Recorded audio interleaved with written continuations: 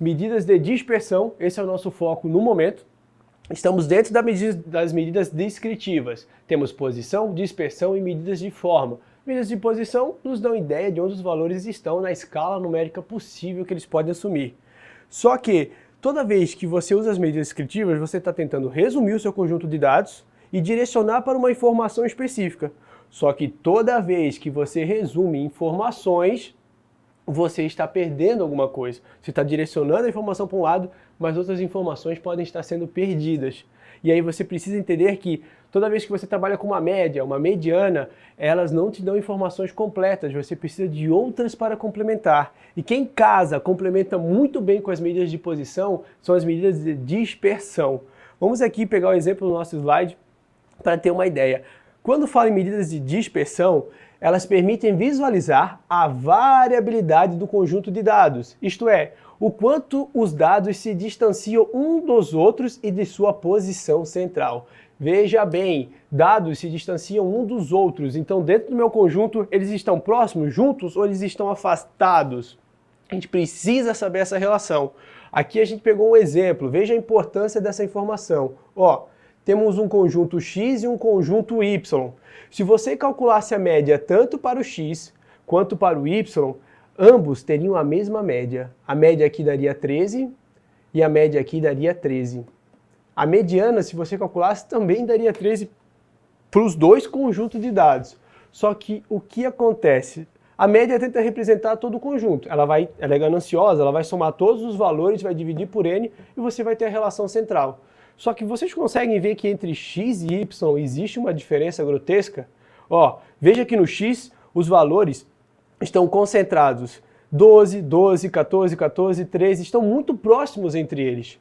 Estão muito próximas das observações. O grau de dispersão, a dispersão que existe em x é muito pequena. Em relação à média, por exemplo, se você quiser pegar a dispersão em relação à sua centralidade, vai dar uma unidade no 12 para menos e uma unidade para mais no 14, o 13 já está no central. Agora, olha o valor y.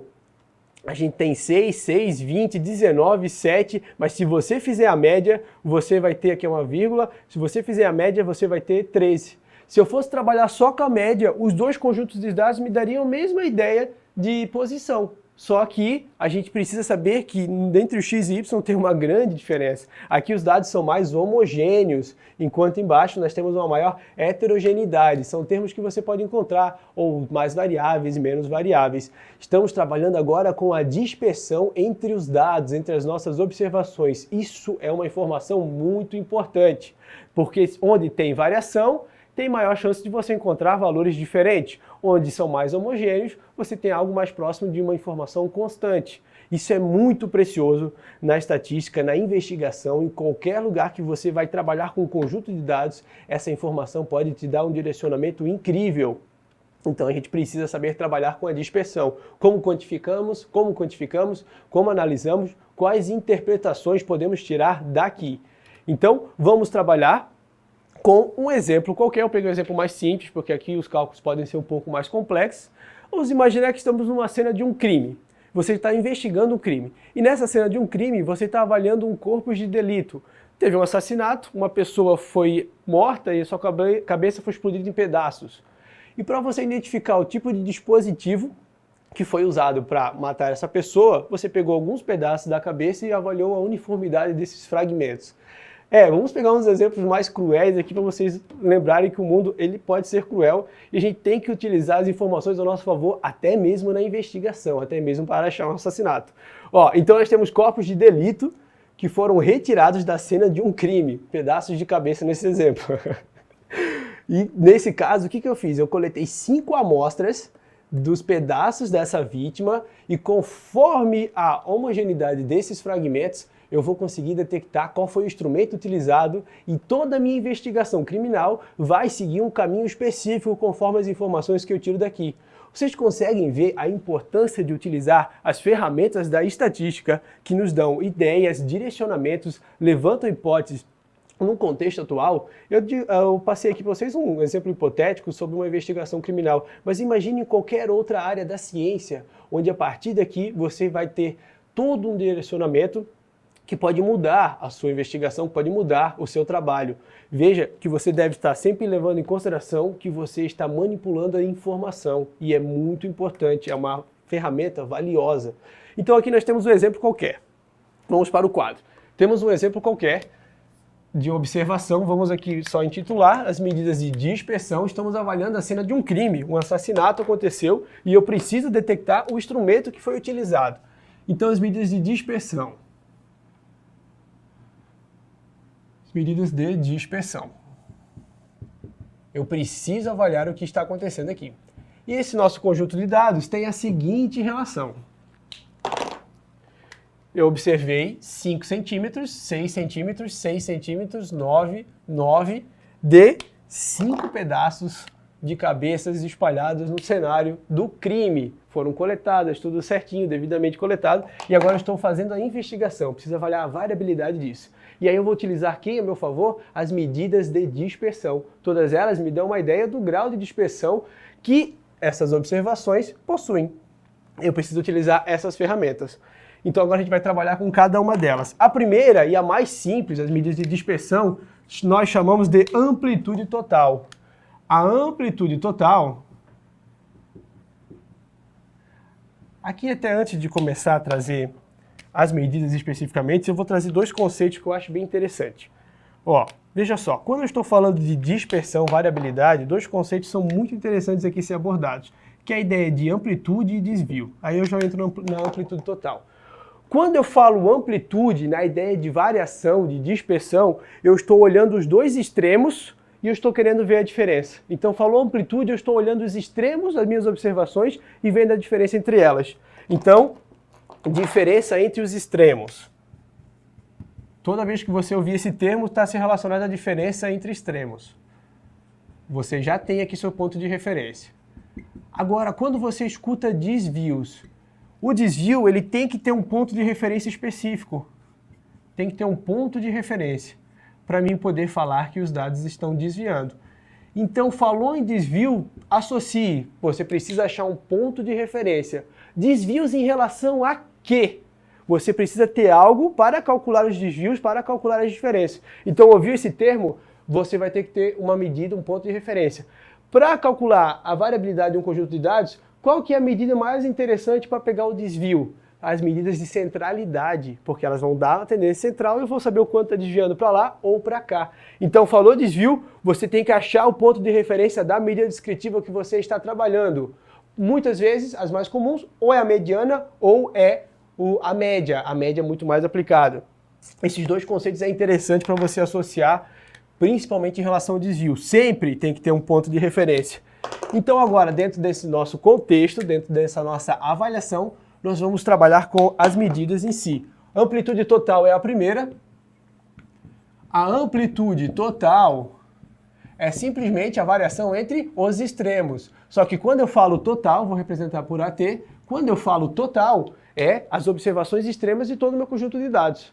Eu vou pegar o menor valor, o maior valor e vou pegar a diferença entre elas. Então, amplitude total, simplesmente, vai ser, nesse caso, o conjunto de dados, 9 é o máximo, 5 é o mínimo. 9 menos 5, que vai dar 4, nesse caso aqui é centímetros, né? A unidade de medida é importante, é o comprimento dos corpos de delitos encontrados na cena de um crime, 4 centímetros, está aqui. Depois disso, eu vou calcular também a amplitude interquartílica. Opa, interquartílica entre quartis. Amplitude, variação entre os extremos. Então, ouviu esse termo, amplitude interquartílica? Você está vendo a amplitude, a variação entre os extremos interquartílica. A amplitude entre os extremos dos quartis. Quem são os quartis extremos? Quartil 1, quartil 2, quartil 3. Os extremos são o quartil 1 e o quartil 3, o quartil número 3. Então, falou em amplitude interquartílica, vamos representar por aqui, é o Q3 menos o Q1. É aquela mesma medida que eu apresentei para vocês lá para calcular os limites superior e inferior do box plot, está relacionado. Amplitude interquartílica. Se você pegar no conjunto de dados, é aqui 5 observações, 5 mais 1, 6, 6 dividido por 4 vai dar o primeiro quartil. Ele vai estar aqui, ó, posicionado aqui, que vai ser 5,5, a média entre 5 e 6. E o terceiro quartil vai dar aqui na posição 4,5, que vai ser o número 9, porque a média é entre 9 e 9. Aí lá na medida separatriz a gente vê certinho isso. Aqui eu só quero que você entenda que a amplitude quartílica, nesse caso vai ser 9 menos 5,5, que vai dar igual a 3,5 centímetros. Estamos aqui focados em quem? Na amplitude, variação entre extremos. Agora a gente vai calcular uma nova medida, só que aqui nós vamos usar um termo diferente. Olha o termo que nós vamos utilizar, desvio. Desvio. Falei desvio, eu tenho que ter um ponto de referência. O desvio quartil, que vai ser a primeira medida que nós vamos calcular, o desvio quartil, ele vai ter como ponto de referência a nossa mediana. Vou representar por dk. Basicamente é o quê? Ó, aqui está o nosso conjunto de dados qualquer, uma série de conjunto de dados. O quartil número 1, número 2 e número 3. Ó, a variação total é a amplitude. 25%, 25%, 25%, 25%. Então, a amplitude interquartílica pega a variação de 50% dos dados que estão concentrados no centro, esse 50% aqui. Quando eu pego esse 50% e divido por 2, lembrando que aqui também é a nossa mediana, quando eu pego e divido por 2, eu estou pegando o desvio médio em relação à mediana para o terceiro quartil e o desvio médio da mediana para o primeiro quartil. O nome disso é desvio quartil. Basicamente, você pega a amplitude entre os quartis e divide por 2. Essa é uma outra medida. Caiu com uma certa frequência na sua prova. Se você ouviu falar a expressão desvio quartil, é essa medida aqui. Então, você vai pegar o 3,5 e vai dividir por 2 e você vai achar a nossa medida aqui, 1,75. Você vai achar a nossa medida que corresponde ao desvio quartil. Você pode encontrar também amplitude semi-quartílica, semi-interquartílica, que é a amplitude entre a metade aqui dos quartis, tá? Outro termo que você pode encontrar. É outra medida de dispersão. Por que eu utilizo essas medidas aqui? As medidas em relação à mediana. Basicamente, quando os dados... porque os dados não sofrem variações por valores extremas, né? Os quartis, a mediana, não tem muita variação os valores extremos. A amplitude total, se eu trabalhasse, um valor extremo aumentaria muito essa amplitude e às vezes eu não tenho uma informação interessante. Só que as amplitudes, de modo geral, só dão uma ideia de dispersão total. O interessante mesmo é calcular o desvio, o quanto que cada observação está desviando do nosso conjunto de dados. Aí aqui a gente começa a entrar em informações mais interessantes. Eu vou montar uma tabela com você, eu vou construir todo o raciocínio para a gente deduzir as medidas de dispersão mais importantes. Primeiro, nós vamos pegar cada observação. E aí, a gente vai começar a desenvolver cada raciocínio. Nós temos a observação do número 5, a observação 6, 6, 9, 9. Veja, o único desvio que eu calculei até agora para vocês foi em relação à mediana. Mas outra informação interessante é o desvio em relação à média. Por que em relação à média é um ponto de referência importante? Porque a média ela leva em consideração todas as observações. Se ela leva em consideração todas as observações, eu posso calcular o desvio para cada observação em relação à sua média, porque ela consegue ter as informações mais precisas de cada observação do nosso conjunto de dados. É por isso que essa medida de dispersão é mais interessante, porque eu pego todos os dados e vejo sua dispersão, seu desvio. Falou desvio, tem que ter um ponto de referência. Geralmente uma medida de tendência central, mediana é um caso, a média é outro. Agora nós vamos trabalhar com os desvios em relação à média. Média é o nosso foco, você tem que entender que nós queremos saber o desvio em relação a esse ponto, a nossa média. E agora a gente vai ver como é que a gente pode trabalhar com isso. Opa, eu quero quantificar os desvios, eu quero saber a variabilidade do nosso conjunto de dados. O que eu vou fazer? Tenho aqui as observações. Opa, vou fazer o seguinte, vou simplesmente tirar em relação à média de x. Vou tirar em relação à média, vou ter os desvios em relação a cada observação. Então, primeira coisa para calcular isso é eu tenho que saber meu ponto de referência, ou seja, eu tenho que saber a média. Se você pegar a média aqui, somar todas as observações e dividir por n, vou simplificar para poder dar mais procedimento na aula, você pegar e dividir, a nossa média vai dar 7. Tá? 7 centímetros é a média do nosso comprimento. Somar tudo dá 35, dividido por 5 dá 7. Então, 7 é a nossa observação. E é o nosso ponto de referência. O que aconteceu? Esse 5 desvia quantas vezes em relação ao 7? 5 menos 7 vai dar menos 2. Então, essa observação, este corpo de delito, em relação à centralidade, tem um desvio de menos 2 centímetros. O 6, se você pegar 6 menos 7, 1 centímetro. Menos 1, desculpa, porque o 6 primeiro é a observação em relação à média. Menos 1. O 6 aqui repete, menos 1. E o 9? 2, positivo, porque é o 9 menos o 7. O 9 menos o 7, 2 observações. Ó, o que eu fiz agora? Deixa eu deixar direto já o valor da observação. O que eu fiz agora, meu amigo, meu aluno, presta atenção.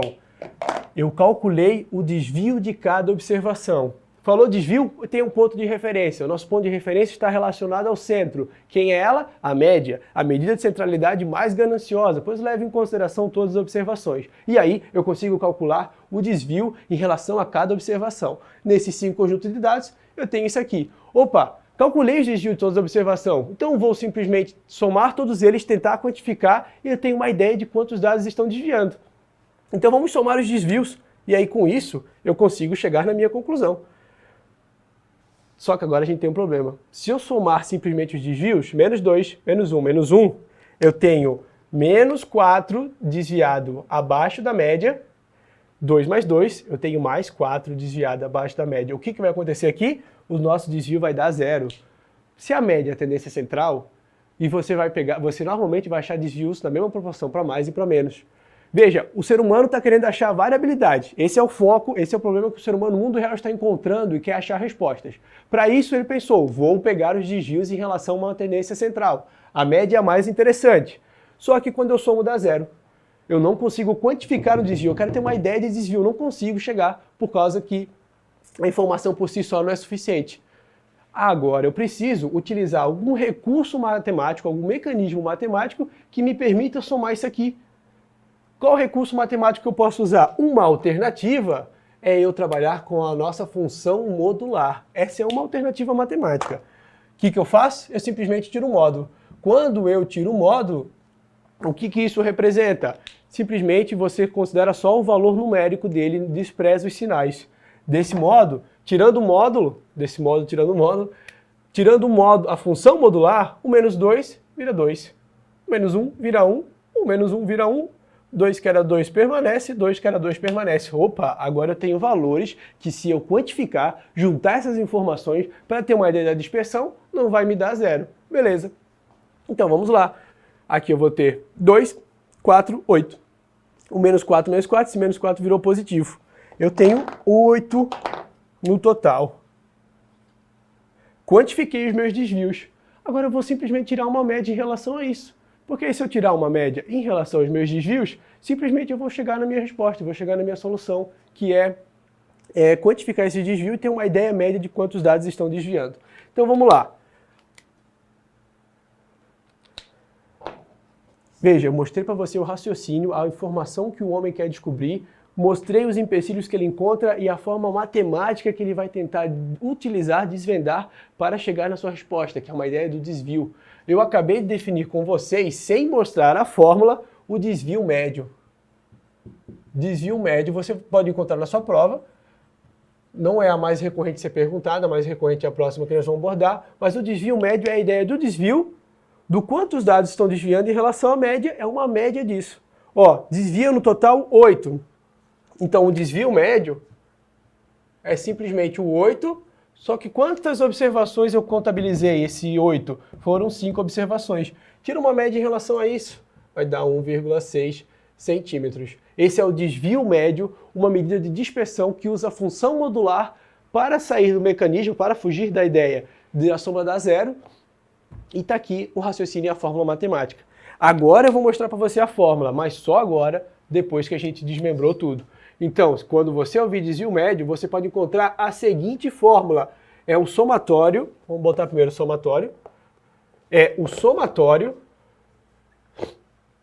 de cada observação menos a sua média, porque se é desvio em relação a algo, nesse caso, a média, dividido por n.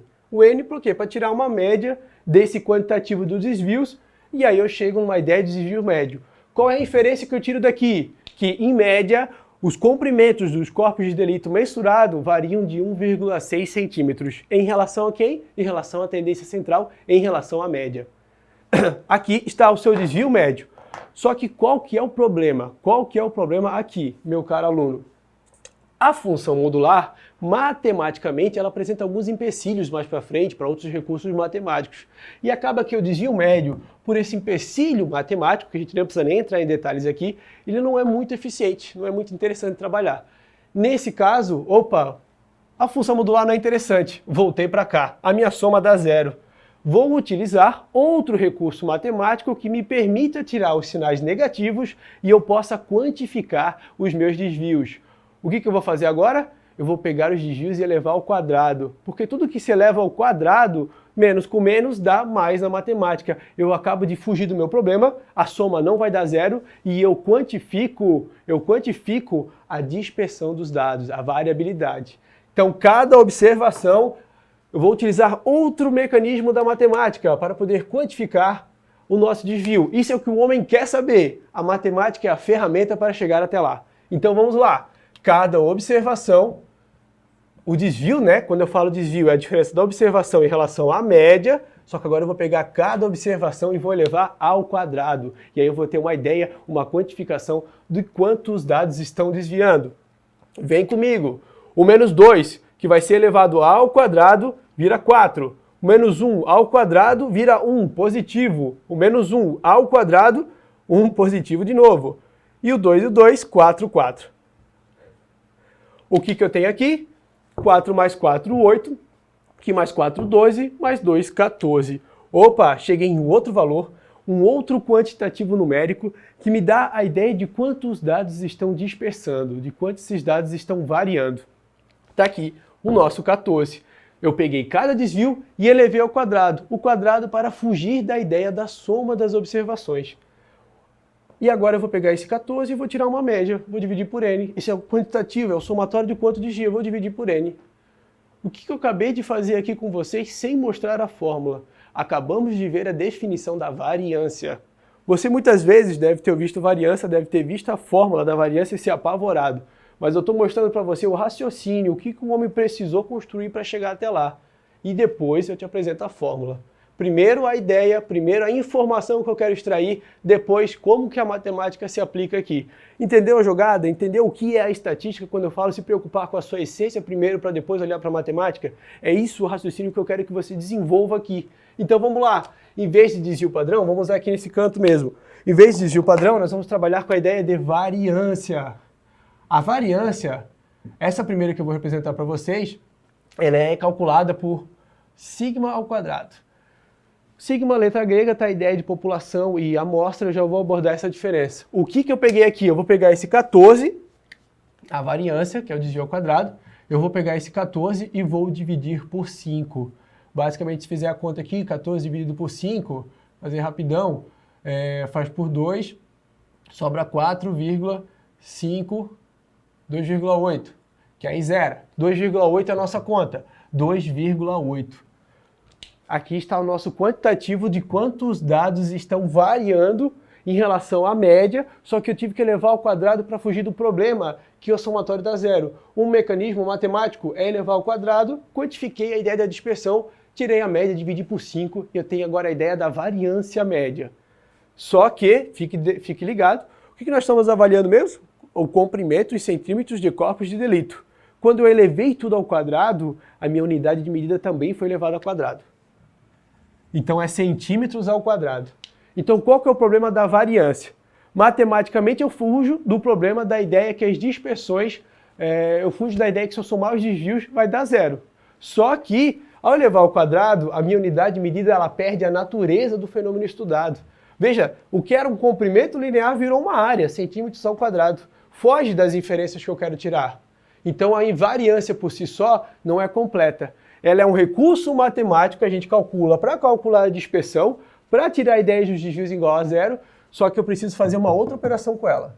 Eu preciso tirar a raiz quadrada aqui. Aí, tirando a raiz quadrada, eu vou conseguir chegar numa informação que é em centímetros e que vai dar um desvio em relação à verdadeira unidade de medida do fenômeno que eu estou avaliando. Nunca esqueça a essência, o que você está tentando extrair de informação. A matemática é um recurso mas toda vez que ela foge do nosso objetivo, da nossa natureza, vamos utilizar a matemática a nosso favor. Se está ao quadrado, eu já quantifiquei a ideia do desvio total, que mecanismo que eu posso utilizar para resolver isso? Raiz quadrada. Pronto, tira a raiz quadrada e a nossa unidade de medida volta a ser centímetros, volta a dar uma ideia de dispersão de dados. Quem que eu acabei de definir com você? Desvio padrão. Baseando nas informações, no raciocínio desenvolvido, acabei de apresentar para vocês o desvio padrão. Então vem cá. Primeiro eu vou mostrar a fórmula da variância. Você muitas vezes deve ter se apavorado ao ver isso aqui. Variância é o somatório de cada desvio. Desvio em relação a quem? A média, a nossa medida de tendência central mais gananciosa que me dá mais informação. Eu consigo, em relação a cada observação, ter um desvio em relação a ela. Só que eu elevo ao quadrado porque o somatório de desvio por si só não é o suficiente. A soma dá zero, porque eu tenho tantos desvios negativos para um lado quanto positivo para o outro. Então eleva ao quadrado, é um recurso matemático para chegar no objetivo que eu quero, quantificar a dispersão. E vou dividir por n e vou tirar uma ideia dessa observação. Ó, tá aqui a fórmula da variância. Muitas vezes você vê isso e se desespera. Calma, mostrei o raciocínio para você, como se desenvolve. Quando você proceder com isso matematicamente, lembre da informação que o ser humano quer extrair daqui para poder aplicar isso a uma investigação, a qualquer fenômeno no mundo real. Isso aqui, pessoal, é uma teoria que veio da prática e não o contrário. Não fique refém da fórmula assim antes de entender o que nós estamos tentando fazer aqui. Certo? Só que, ao levar os centímetros ao quadrado, eu preciso transformar para a nossa unidade de medida. E aí, eu tiro a raiz quadrada, eu volto para a nossa unidade de medida, centímetros, que eu estou avaliando, eu volto para ela e eu tenho um desvio em relação, eu tenho uma medida de dispersão que vai me dar a ideia de quantos dados estão dispersando em relação a ele mesmo. O nome disso é desvio padrão. Padrão porque é o mais utilizado, porque a relação de desvio médio não é interessante por causa da função modular. A função quadrática na variância me dá uma boa relação. Então a variância só existe para chegar no desvio padrão. Ele sim é a minha informação mais importante das medidas de dispersão. Vem para esse canto do quadro aqui, vamos vir para esse canto do quadro aqui rapidão, desvio padrão. Falou desvio padrão, meu amigo, nós estamos querendo saber, essa é a principal medida de dispersão em relação a cada observação. E é o sigma normal. Eu vou depois apresentar a ideia de relação à amostra ou não. Nesse caso, o desvio padrão é simplesmente a raiz quadrada da variância, que é todo aquele raciocínio que nós desenvolvemos. No exemplo em questão, é a raiz quadrada de 2,8, que vai dar aqui aproximadamente 1,67.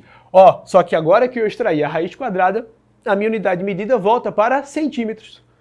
Aí sim, meu amigo, voltei para a unidade de medida daquilo que eu realmente estou avaliando. Voltei para a unidade de medida do fenômeno que eu quero tirar inferências. Aí fechou. Resolvi, eu construí todo o raciocínio matemático para chegar numa conclusão, numa ideia, que é calcular a variabilidade dos dados e cheguei no meu objetivo. Essa é a melhor função. Matematicamente falando, a função quadrática resolve alguns problemas matemáticos que eu teria com modular. Cheguei numa ideia. Veja que no desvio médio eu calculei 1,6, aqui deu 1,67. A mesma ideia. Voltei para a unidade de medida. O que isso quer dizer? Que os corpos de delitos que eu encontrei na cena do crime variam em média de 1,67 centímetros em relação ao centro, em relação à média. É o quantos eles dispersam entre si. Isso é o desvio padrão. Tá certo? Mostrei o raciocínio por isso. Vamos aqui nos slides, eu quero mostrar uma observação que você tem que ficar atento em relação à medida de dispersão. A mais importante delas é o desvio padrão. A gente vai continuar ainda trabalhando com outras delas, mas eu preciso mostrar para você toda essa essência, essa ideia de quantos dados desviam. Ó, outra informação importante. Eu já abordei a ideia de população e amostra. O que é população? É quando eu tenho os dados na sua íntegra, na sua completude. E o que é amostra?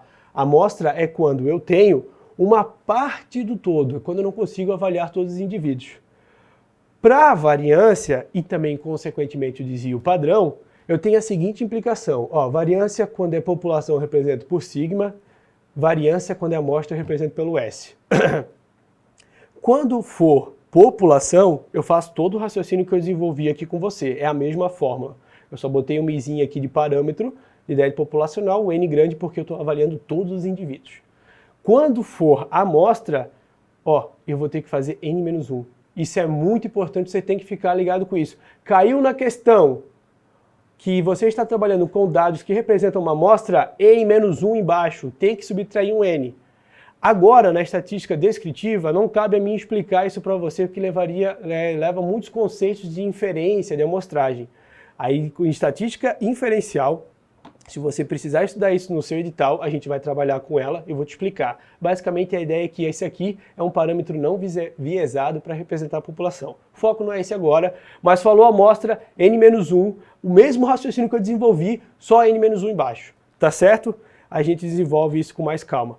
Meus caros, acabei de mostrar para vocês toda a teoria e construção que o ser humano criou para medir a dispersão dos dados de qualquer fenômeno que pode ser mensurado. Isso pode ser aplicado para qualquer coisa. O nosso objeto de estudo aqui é um coringa. Fechou?